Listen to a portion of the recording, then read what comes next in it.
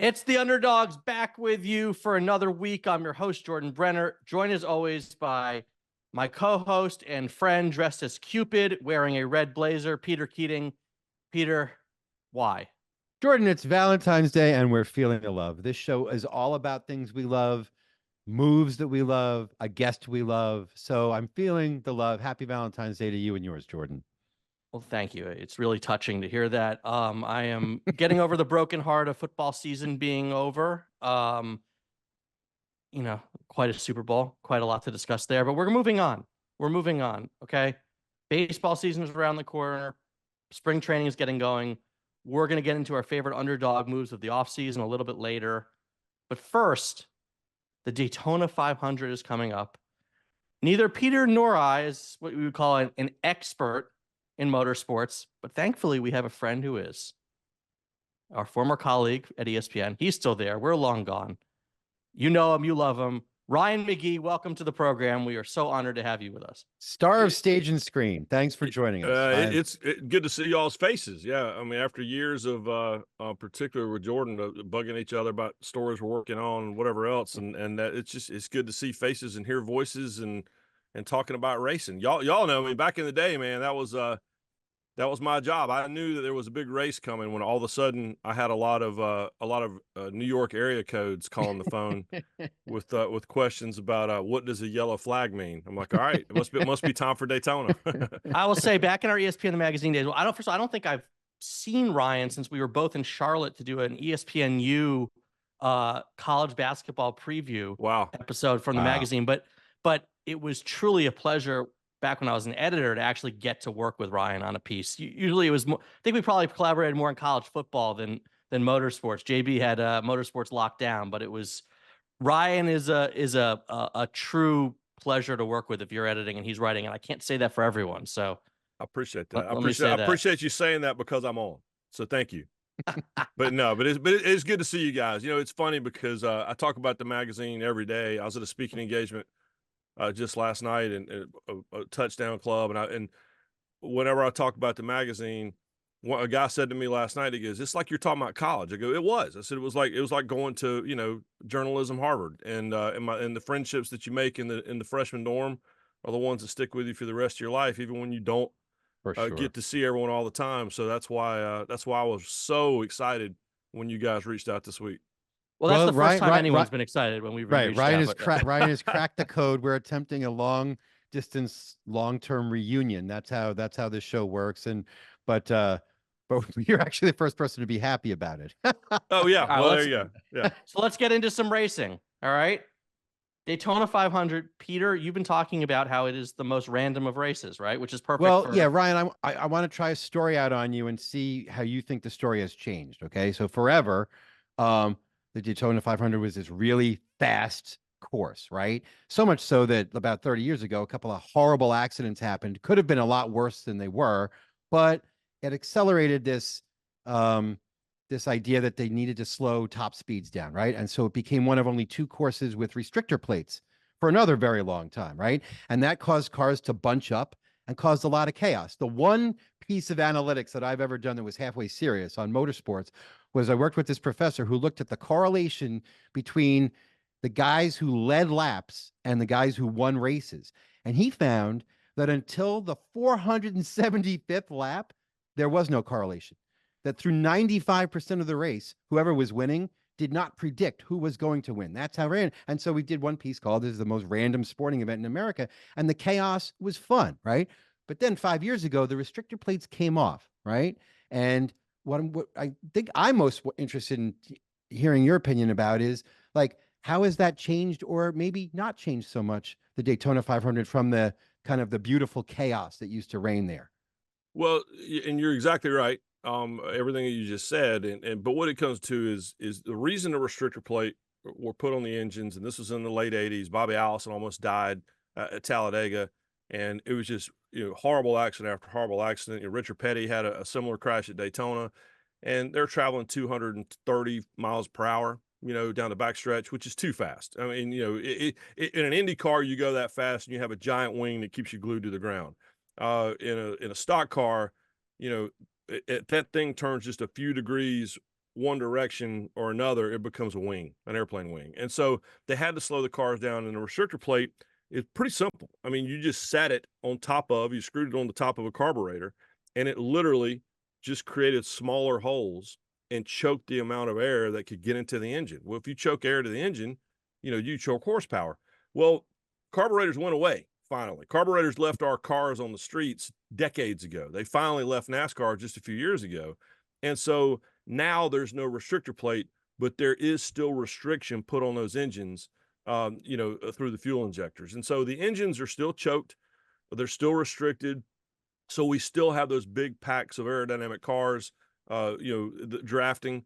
Everybody just go Days of Thunder. The best explanation I can give you for drafting is what Cole Trickle does on Nicole Kidman's thighs with Sweet and Low package. People make fun of it. It's still the best explanation. But they do travel in packs. And what's wild, and I wrote this last year when Ricky Stenhouse Jr. won the race, and it went into overtime because they don't want to end the race, under caution anymore. So they'll give you 2 or 3, green flag checker 2-lap shootouts to the end.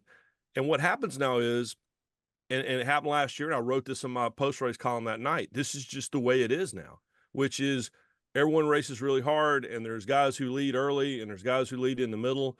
And with about 10 laps to go, we've been racing for 2.5 hours, and then the last 10 laps plus 5 or 6 laps takes an hour and a half because of every single crash. And so that's just how it is now. And it's why Dale Earnhardt struggled so long to win the Daytona 500, but you go look at his stats, he led every year. He led the most laps in a lot of the races that he lost. Last year, Kyle Busch, who's the new Dale Earnhardt when it comes to career futility trying to win the Daytona 500, Kyle's a Hall of Famer by any measure.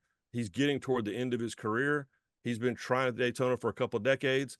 He was leading the race last year on lap 200, but unfortunately, it was under caution and it went into overtime, and he ended up in the crash like everyone else, and Ricky Stenhouse Jr. won. So yeah, it's beautiful chaos, but the standard operating procedure now is it's pretty good racing for 2.5 hours, and then it's a lot of crashing for the next hour, and that's only a handful of laps, and we're probably going to get a winner. You look at the winners over the last few years, and it's Ricky Stenhouse Jr., and it's guys I like. It's Michael McDowell, but it's guys who don't win very often or haven't won in a long time. And it's what Daytona does. All right, McGee. Well, our audience likes to put a couple bucks down on various sporting events. So I've been looking at the odds here. Denny Hamlin plus 900 is the favorite to be the winner. Kyle Busch plus 1100. You got a couple guys at plus 1200, a couple guys at plus 1400. Give me one pick you like from the top of the pack, and we are the Underdogs podcast. One considerable underdog who you might be willing to throw a couple bucks on. Well, I think Kyle Busch, he's kind of the next guy, right? What's amazing is we talk a lot about when Dale Earnhardt finally won the Daytona 500 in '98 after 20 years of trying. It took Darrell Waltrip 17 years. I mean, it took a lot of race car drivers a lot of years to do it, Buddy Baker. But then you get to the point where it's guys who've never won a race. Tony Stewart never won the Daytona 500. Rusty Wallace never won the Daytona 500. I mean, Jeff Gordon's winning multiple races and Jimmy Johnson's winning multiple races. And then you got a Kyle Busch who, again, by any measure is a first ballot Hall of Famer, but hasn't won the race. Martin Truex Jr. is a former champion, has not won this race. But I look at Kyle Busch because it just feels like he's due. And it feels like, it's the last thing left for him to do in his career to cement himself as an all-time great. And even Denny Hamlin, who's won this race 3 times, he has a great podcast he does, and he was asked on the podcast, who's going to win the Daytona 500? And he said, well, I'm not going to say me because I think it's me. He said, but I keep thinking about Kyle Busch. So I think that's the name you're going to hear the most, and I think that's rightfully so. And so among the favorites, he's the guy I'm looking at. But then the last I saw, Bubba Wallace was like a 20-1. Bubba could have won this race a couple of times already in still a pretty young career. But, I mean, last year's winner, Ricky Stenhouse Jr., is way down the board.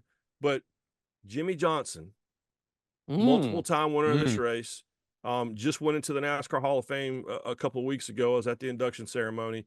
But Jimmy now co-owns Richard Petty's race team and is going to run 9 races this year. Yeah, it's hard for me to see Jimmy Johnson sitting out there and in a Toyota. First time in his life, he will not have driven a Chevrolet, it's going to be weird, but experience matters. And he's so plus 7,000. That's definitely and long shot. That's a good long because shot, the team is terrible, but Jimmy Johnson is not terrible. And so I'm really curious to watch him. And I guarantee you what he's going to do is he will spend most of the race, to Peter's point, he'll spend most of the race back in the back, because he's going to sit back there and he's going to wait for what we call the big one. And now we have 3 or 4 big ones, and he's going to wait for those to hopefully sort themselves out. And then I would not be surprised if the man can smell money. And I wouldn't be surprised if with 5 laps to go, all of a sudden Jimmy Johnson's Toyota, which is super weird to say, is somewhere near the front.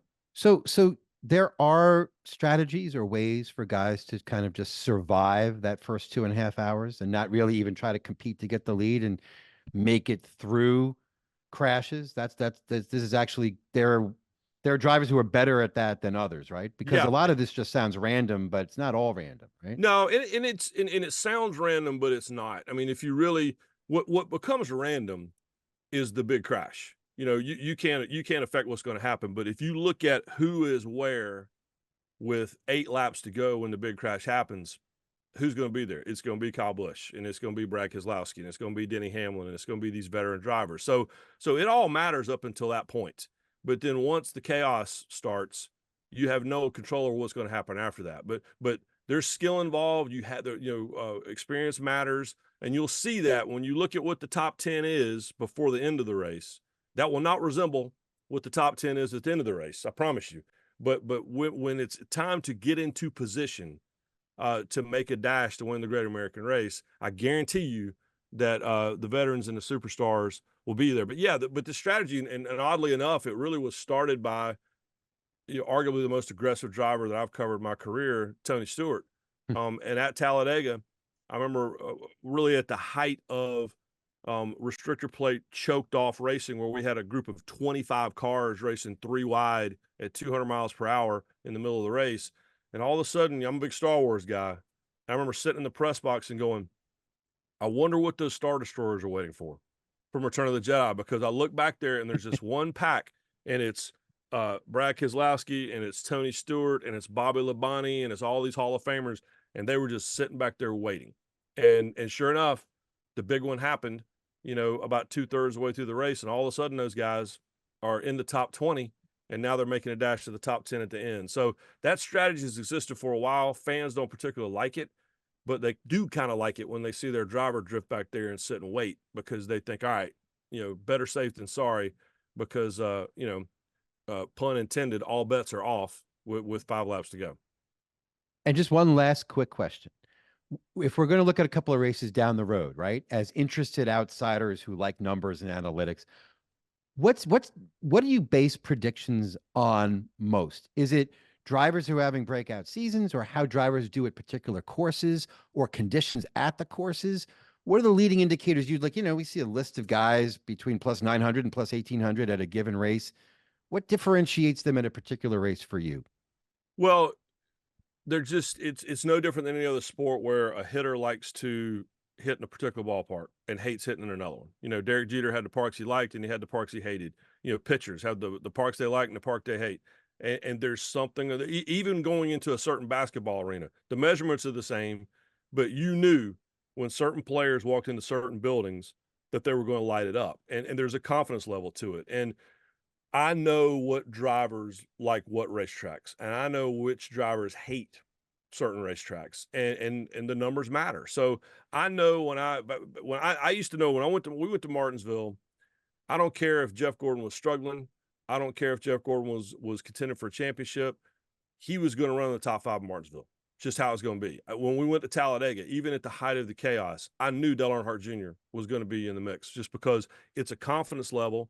It's also a performance level, and it's stats. So that's what I look at. But momentum matters. I mean, Chase Elliott's a perfect example. Chase Elliott is the most popular driver in the sport, the son of Bill Elliott, Hall of Famer, Awesome Bill from Dawsonville and all that. But Chase is still young. I remember the day Chase was born. That's how old I am. But he won the championship 2 years ago, or 3 years ago. 2 years ago, struggled a little bit last year. Was injured, was suspended at one point, didn't win a race, didn't make the playoff, I wouldn't touch him last year because momentum matters. And you see it. A few years ago, Hendrick Motorsports could have got up its own way. Now you can't stop him. You know, Joe Gibbs, you see it rise and fall with different race teams. So momentum matters, and a driver's personal performance numbers, but then also more importantly, their confidence when they go into certain racetracks. That's the biggest thing to me. Got it. Well, the biggest thing to me is that we were able to have you on the pod. McGee, don't be a stranger. Maybe we'll do some college football next time. We are so thankful to have had you. I love me some underdogs, and I already loved you guys. So now that you're the underdogs, I mean, come on, right? I mean, I can feel the love. It's all here. Yeah. I can feel the love through Peter's jacket and through Valentine's Day and through this podcast.